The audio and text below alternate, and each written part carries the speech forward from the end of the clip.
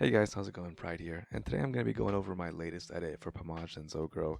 Going to be going through the ins and outs of what it's like working with them behind the scenes, also discussing a few effects and ideas, the vision that we shared, and how this all was able to come together in such a short time frame of 3 days. Anyway, I hope you enjoy. I'm going to be pausing the video a lot throughout, or playing some random footage in the background, so you guys have something on your screen at least. But when I'm talking about a specific part, I'll definitely throw it up on your screen so you get an idea of what I'm talking about. Anyway, let's start with the very beginning and how this all started. I just finished my one clip edit for 9 lives. Definitely watch that if you haven't already. Finally got some free time to myself, and then Pamaj hits me up out of nowhere. He tells me he's doing a dual video with Zogoro, and it's for phase 5. He tells me he's going to pay me a certain amount of money for it. He needs it done within 3 days. And this is a huge video because this could determine whether or not he'll make it into phase. And he really wants him to join phase. And he said so many good things about this guy. I've never met him before, but after speaking with him personally, I can say they're all true. Zogoro is a fantastic dude, really patient guy, has some amazing clips, really cool to work with, man. Definitely up there on the list of people I've edited for, and if you guys have been following me for a while, you know I've gotten the chance to edit for some really cool people. And Zogoro is definitely up there. I was quite impressed with how quickly he responded to me. Editors and designers especially, the creatives in the community, they don't always get treated with the most respect. There are a few people here and there that undervalue the work that we do, so when someone actually appreciates you and is excited about the project, knows how much goes into it, and really values your time, it goes a long way. And Pamaj and Zogoro are definitely two people like that. And something you don't know about Pamaj is he's actually a lot more creative than you think. That man has a vision of how he wants to do things. The basic idea to do a full cinematic intro was his. I actually had something different in mind when I started out, but ultimately I decided that his might be better and it would actually save me a lot of time because it would be easier than what I had envisioned. The intro cinematics were actually cooked up by a friend of mine named Lmax. He did these for me in 7 hours in one long session. Definitely give some props to him, man. The work he did was incredible considering the state of Cold War's theater mode right now. So big ups to him. So anyway, that was Pomaj's idea to do the intro like that. The little text, the placing of the clips, the narrator, all the effects, that was all me, of course. Pamaj just said, I want the intro to be cinematics, and every time the chord hits, I think there should be a cinematic. I'm like, okay, yeah, I could definitely do that. So I did end up having a lot of creative freedom and adding my own twist to it. The narrator being the big thing, along with the transition style, the flow of it, and I'm quite happy with how it came out in the end. Originally, I wasn't going to do intro cinematics because I only had 3 days to do this project. So getting on Cold War and recording cinematics for several hours in such a short time frame to make this work just wasn't happening. So thankfully we had Lmax helping us out, and it was one of my favorite parts of the montage, no doubt. So I'm really glad that he came through and we ended up working with him.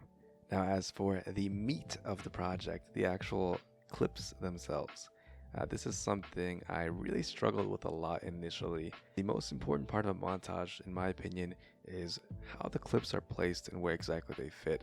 So what a lot of people don't know is when you're creating an episode or a montage, very first things you should do without question is to place the clips appropriately on the timeline.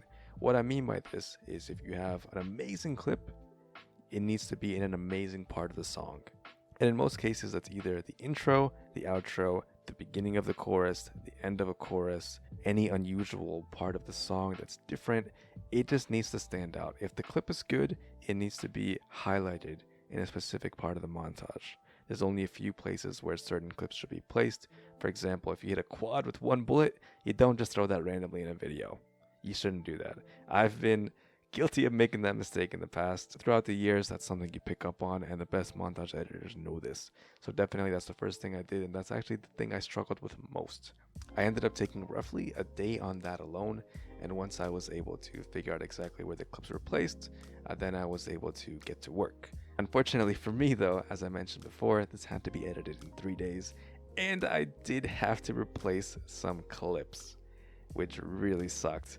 Editors know this better than anybody. Having to replace things when it's near completion is really a pain in the ass. Thankfully, with the way I had everything set up, it was quite easy to replace. I had a clip of 4 shots there. I replaced it with another clip that had 4 shots. It just so happened to be 4 headshots instead, so it was quite an easy fix. Another thing I want to mention is that some of the clips were actually 30 frames per second. I had a hard time figuring out how I wanted to work with those. So you'll see in the montage, I actually didn't really do much with them. I just let them play out raw. I found a place where they would fit, and I didn't put much editing into them, and no one really noticed because the theme of the montage is kind of a simple clip syncing thing with a few effects here and there, not to really take away too much from the clips, and I ended up really enjoying how it came out. So I'm not going to tell you which clips were 30 FPS, but I can tell you right now there were at least 10 of them. I had to use them though because they were so good. I just decided not to do very much editing with them because there's a golden rule I follow. With any 60 FPS clip, never go below 50% velocity, otherwise it gets choppy. I render in 29 frames per second. Anything below 50% of a 60 FPS clip would be below that amount. So the limit for 60 FPS clips is 50%, and the limit for 29 FPS clips is 0 slow-mo entirely. But you know, it's kind of funny that I have that rule because I'm watching the footage on my screen right now. It is slow-moed to hell, and it actually looks alright when it's all slow-mode like that, so maybe I have to reconsider that in the future and see if I can do something else with 30 FPS clips. Who knows? Time will tell. Another fun fact about this montage is that I actually don't know anything about Warzone standards for clips. I had zero clue of what made a clip good, or if these clips were even good at all. But after speaking with Pamaj, I was essentially enlightened, and I learned what made a good clip in Warzone. The three pieces are actually quite impressive. Helicopter shots from far away. I come from a background in Battlefield, so I know how impressive those are already. After watching the clips several times, going through them with Pamaj, having him explain which ones definitely need to be used, had the process be a lot more smooth, and we also ensured that the best clips were in fact used in the final video. And believe it or not, Pamaj actually sent me literally an hour's worth of clips that I could use for this video. 1 hour. That is not a mistake. I put it all into my Vegas timeline, and that's how long it played out for. So I had to sort through all that to pick the best clips, and we might be doing something else with those in the future. Stay tuned for that. I'm not going to spoil anything else. And that pretty much sums up most of the behind the scenes stuff. So now let's get into the fun little effects and Easter eggs and the vision I had and discuss these parts individually. So this intro text that you're seeing on your screen is actually the very first thing I edited. Nothing really special about it, I was just happy with it, so I wanted to showcase that. The next clip playing on your screen is actually something I really struggled with. I didn't know exactly how I wanted to do the intro, but I knew the moment I saw that cinematic, I had to let it play out and I had to figure out a way to make the text work. There was a lot of failures involved with this clip. I had an idea to make a Spanish flag by making the names red, yellow, and red. I had a few ideas to place on the top right, the bottom left. None of them worked. So I just threw it in the middle. I found out the blue color actually looked really nice and it kind of fit the aesthetic of the edit. So I stuck with that. I left the yellow in there. That was part of the idea with the Spanish flag. And it just looked really nice, so I kept it as is. The Nuketown clip playing on your screen right now is actually two different cinematics that I managed to piece together. So Lmax got this shot, and later down the line he recorded the shot that says you don't have much time, and I thought it was really appropriate and fitting with the song, and also I thought it was way too close not to be edited together. So basically I just used a bunch of pan crops to try and piece it together, and once it's playing in slow-mo you can really see where that cut is, but at a faster speed you don't really notice it as much, so I was really proud of this one. I wanted to put some highlight on this clip specifically because it's one thing I feel like some editors are missing out on, and that's color matching. So if you notice the color theme of the first clip, it's mostly orange. So what I had to do to make the transition smooth is to start the second clip as orange as well. So you can kind of see it fade from orange to its natural color, and it really makes it much more seamless and more visually appealing to the eye. The next clip I want to show some love to is because I always wanted to do something like this in a video. On the TV screen, you might not have noticed it if you're not an anime fan, but that is actually a character called Madara.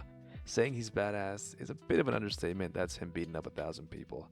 And the reason it's so fitting is because that's actually the name that Pamaj uses in half the clips he has on Cold War. So I thought it'd be cool. I also really liked the cinematics that followed it. They were some of the best I think Lmax recorded, so I wanted to show those again as well. Also, another cool thing about this scene is I couldn't use the original footage. I had to recreate it. So I did it frame by frame. I kind of drew it up, blurred it really heavily, and I'm really happy with the result. It looked almost identical to the actual show itself. Next up is one of my favorite scenes. This is actually how I convinced Pamaj to name the video Classic. I told him it's just so fitting in the song, it looks really nice, we have the perfect cinematic for it, and then it was a done deal. That's the story of how the montage was named. And this next clip is something I'm actually quite disappointed about that no one picked up on. It's a reference to what Logic said, and he mentions the professor. You schooled him like the professor.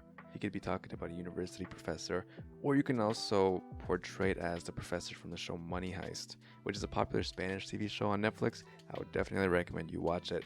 I put the character himself on the screen on the right side, and no one noticed that. I thought it'd be a cool thing to do, especially for the Spanish fan base.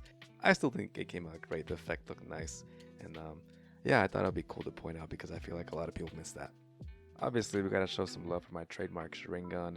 Pamaj wanted me to put a Rinnegan in this edit, and I did that at the end, which you probably may have seen, but I definitely was really proud of how this one turned out. I tracked it with a scope, so it looked really nice. This effect I also really liked because Logic mentioned something about the gutter. I wanted to create a dark, murky effect kind of around the outline of the gun, and it actually came out almost exactly as I envisioned, so I was really happy with this one, and I wanted to put some showcase on that. Later on in the same clip, there's a part where the scope glitches in the kill cam, and I actually used that to my advantage and sync it with the beat. So I thought that was a really fun thing I should mention in case you missed that. For the no scope on satellite, Pamaj actually didn't want to use this clip, but I told him it's so cool. The explosions in the background really highlight the no scope. I could do something really nice with it, so just let me use it. We'll see what happens. I ended up removing the colors, just highlighting the explosion, and he was quite satisfied with it. A cool little Easter egg that even Pamaj missed is that I actually synced the lyrics in the very top right of the screen. So I replaced the calling card with a black rectangle. I motion tracked it, and then he says murder the beat and I'ma bury it. Not very many people noticed that, surprisingly. This next clip is probably my favorite clip in the entire montage because there's just so much going on. We start off with the flashbulbs trickling in, cool little effect, and then he goes straight into a little like time warp thing. Logic mentions the Vatican, I put a cross on the screen. I transition that into the phase logo, and then Logic mentions emptying the clip. He's reloading. Later on in the clip, he's ducking behind a bunch of tires. He says keep your head down in the song. So I thought everything fit really nicely, and that's definitely something I considered when placing the clip. And I needed to highlight that part because I feel like some people would have appreciated it for sure. Next clip is actually one of the ones I had to replace. The reason I'm showing this one is because I originally had top 5 I better be on the screen because that's something Logic says in his song, and it's also important to note considering the stakes at hand. He's going for phase top 5. I thought it'd be really cool to put that into the video, and that's definitely something I would have changed if I had more time. This clip I wanted to show some love to for the fact that I turned that movement into one fluid motion. I edited out the part in between, made it look like a 1 360 over the wall, and also because I put a little Easter egg in there that Rated hasn't noticed yet. This is an inside joke between me, Pamaj, and him. Rated thinks RM is the best. I'm obviously from Skies, it's my team, so I'll say Skies is the best. And it's a little inside joke. I put Skies is better than RM over his name. And once he realizes that, he's going to be quite pissed, but it's all in good fun. Rated's a cool dude. We just thought it would be hilarious. Now regarding the Warzone section, there is something I want to mention. A lot of the clips that were given to me were split between shots already, so I didn't have access to the raw file. I had to edit them exactly as they were given. So this was quite a challenge. I had to end up doing a lot of splits, which I don't normally like. But this clip is definitely one of the ones I really enjoyed working with. That wallbang is quite nasty. I gave it a little spiral effect. Pretty happy with how this one turned out. This is another one I'm quite happy with. It's the very subtle things that make a big difference. So in this clip, I made it go from a normal color to a little bit faded black and white, and then it pops back into color when he hits the shot. It's the little things like that that really enhance the clips. Also, when he's running after he kills the person on the ground, it transitions straight into him running flawlessly, so it looks like the clip is continuing without any splits. Instead of speeding it up throughout that whole thing, I thought this would look much nicer, and I think I was right. In this part of the song, Logic says tear me apart or something along those lines, so I did a little effect where it looks like paper tearing for the transition. Yeah, I know, it's kind of lame, but I thought I'd mention it anyway, because someone might appreciate that, you never know. And this clip right here is also one of my favorites. Not for the reason you might expect, it's for something that literally nobody noticed or will ever notice. So I'm going to point it out right here. So if you look at the scope in the last few shots, I want you to pay attention to the top left of your screen. Look at the timers. I edited out a lot of the time that he spent hard scoped, and more importantly, the thing that I'm really happy about is that I actually edited out one of the character models. The reason I did this is because I had to use the scope in transition to go seamlessly into the next shot, and there was a character standing on top of that platform in the scope, and when I cut the clip, that character was no longer there, so I actually edited him out. So you only see the character Pamaj is shooting at, not the guy standing on the edge. So I thought that was a cool thing to mention because I don't think anyone else would have noticed that. And finally, we're at the last clip, and my favorite Warzone clip without question. The gameplay and the difficulty of this clip, weaving in and out behind the tree, killing all three people with quick scopes, is fantastic. Also, Pamaj pointed something out to me.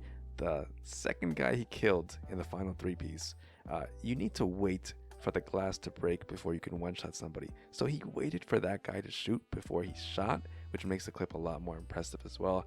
Also, I had to include the Rinnegan on the final clip because it's only fitting to save it for the best clip. Another fun fact I want to mention is that the song we used at the very ending of this montage, the last minute and a half or so, was actually blocked worldwide. Zogoro couldn't upload this on YouTube, neither could I. But Pamaj is in touch with Logic's manager. He had permission the whole time. We just couldn't get a hold of him for around 20 hours or so because he was busy doing some stuff. Normally, he's been very responsive. He replies right away. But just for that 20-hour period, we had no contact with him. So we actually had to speed up the final song around 1.5% just to get it up on YouTube. It wasn't blocked worldwide when we did that.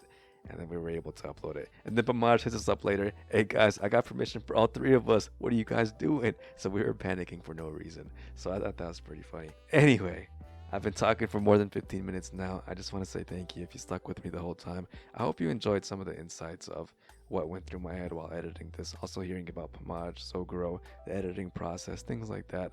I really hope it was an enjoyable experience for you. And again, I thank you so much for sticking around this whole way through. If you did, please feel free to leave a like and comment. I'd really appreciate it. If you haven't already, make sure you subscribe, turn notifications on. I'm definitely planning to upload more in the future as this is something I'm finding myself to enjoy a little bit. So thanks again for sticking around, and I hope you guys have a great day. Take it easy and peace.